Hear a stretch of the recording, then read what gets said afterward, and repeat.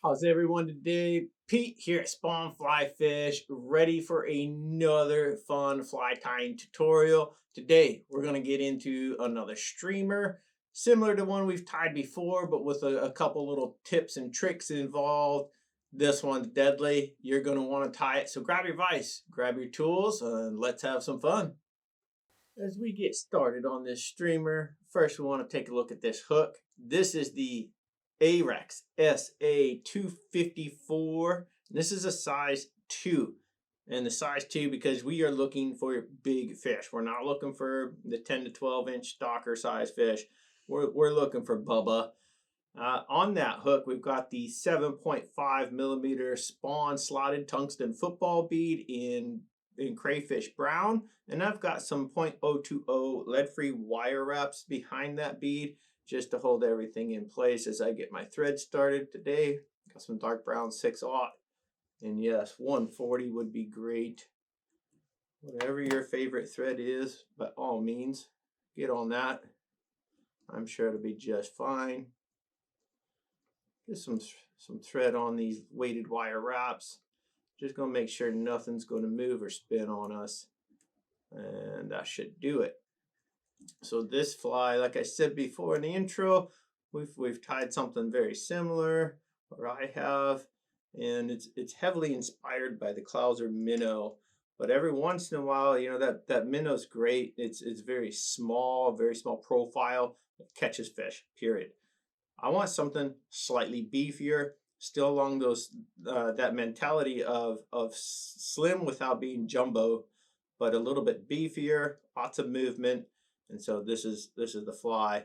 I do have a Spawn Polliwog tail. This is yellow, and typically I don't use this a lot. It's to me not a yellow. However, it's muted. It's got some of the great tones that a brown trout's going to have. And yes, today we're tying a baby brown. So by all means, I'm going to utilize this.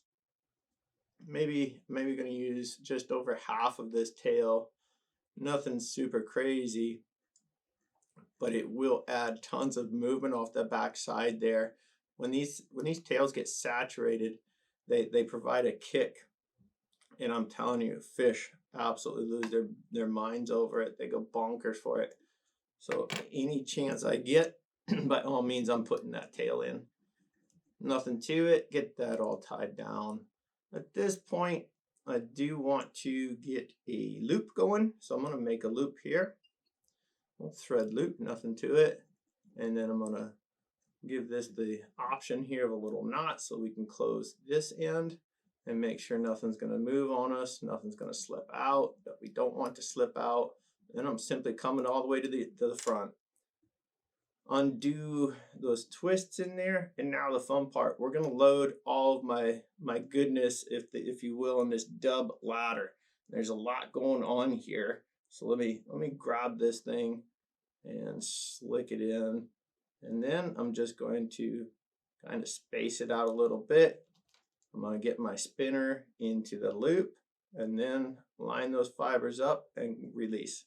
Now that it's trapped in that loop, I can space it out a little better.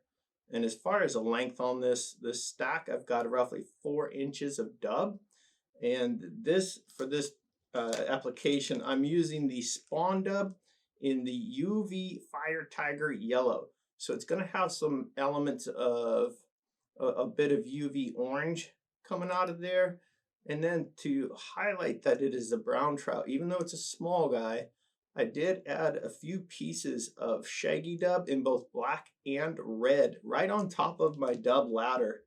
And I did it in a little cutaway, so I'll put that in the vid so you can see exactly what I'm talking about. I just place them or lay them on top of that ladder of dub, and then the whole thing goes into the thread loop and gets spun up together. And as we wrap this body, you will see the effect it gives. So even those small brown trout, the tiniest of brown trout, they're going to have these little red and black dots. And so by all means, I'll incorporate that into this fly. If I know something's recognizable in a prey item, like smaller brown trout, by all means, why not take the extra 2 seconds and add that? It doesn't mean you'll catch every fish, but it means you'll catch more fish typically. I'm a fan of catching more fish, so I do it. Just gonna fill this whole body up here.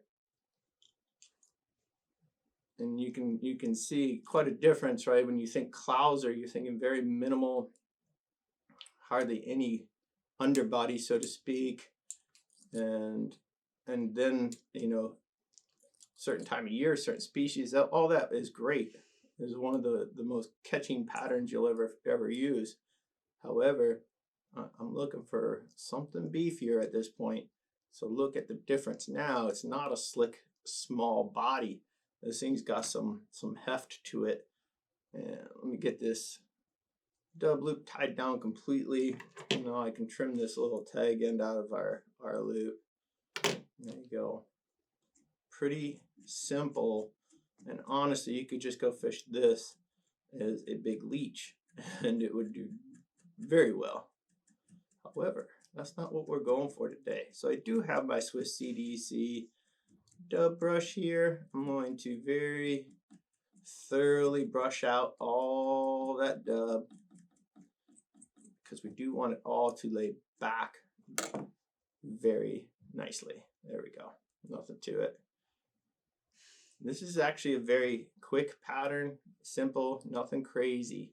So once you've tied a couple, and you can really get in there and knock a few of these out.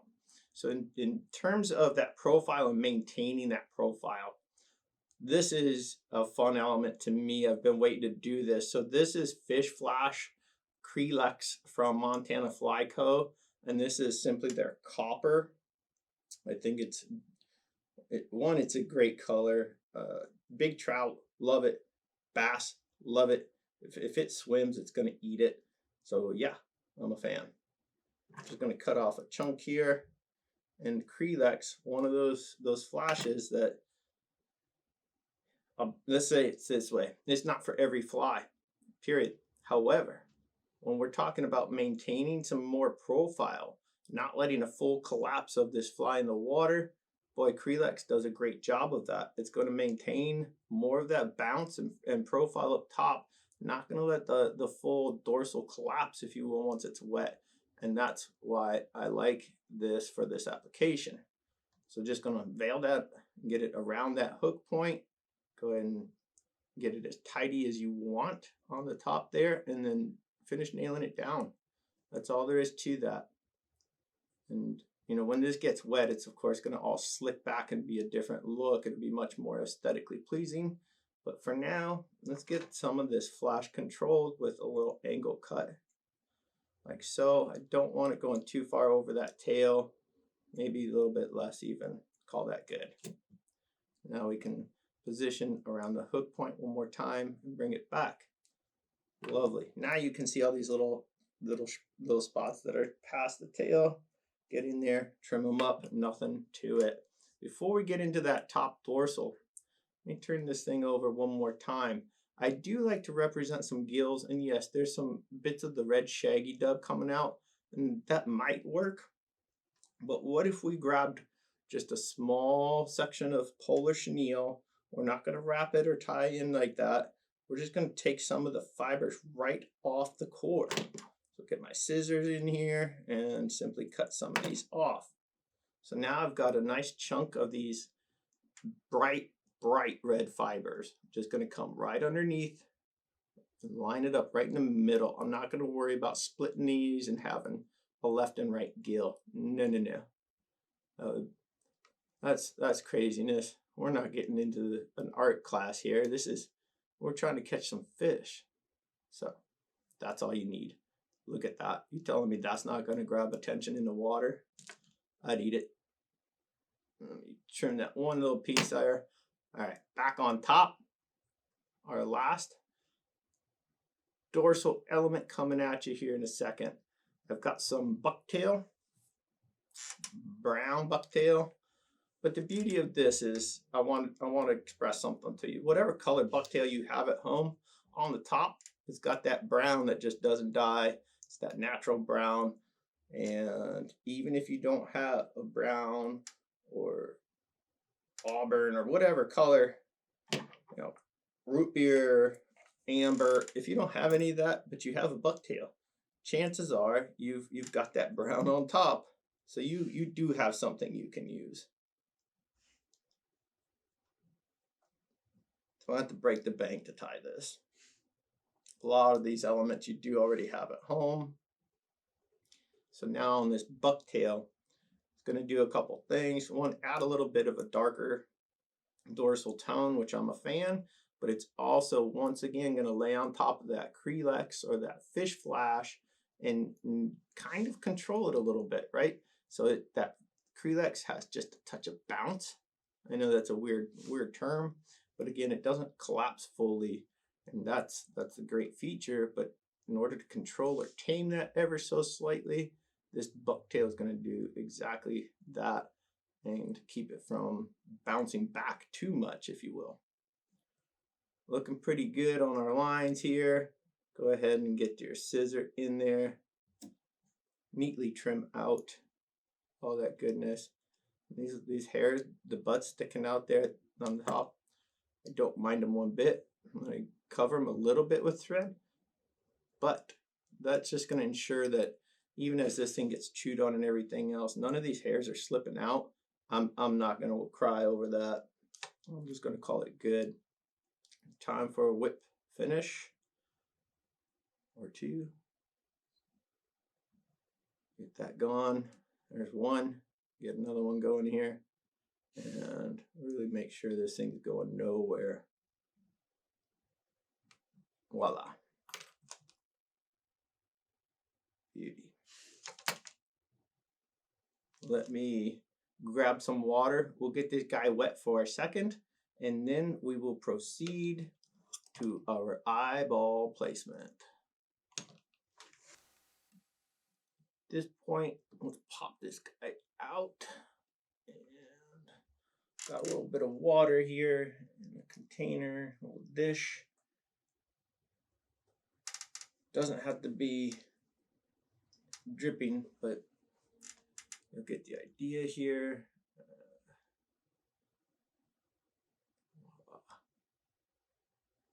Get my fingers out of the way. That's pretty snazzy to me. Got that bright red showing up. Beautiful fly. But this poor guy doesn't know where to go. Doesn't know where to swim. He's got no eyes. Let's fix that real quickly, shall we? Here I've got some 4mm eyes. These happen to be spawn eyes in Raven. Whatever eyes, once again, you might have handy, it's gonna work. It's one of those things, does it have to be a specific eye? It does if it matters to you. To the fish, for the most part, they got eyes, they're gonna call it good. I'm just gonna put a little dot of Superglue Gel here on both sides.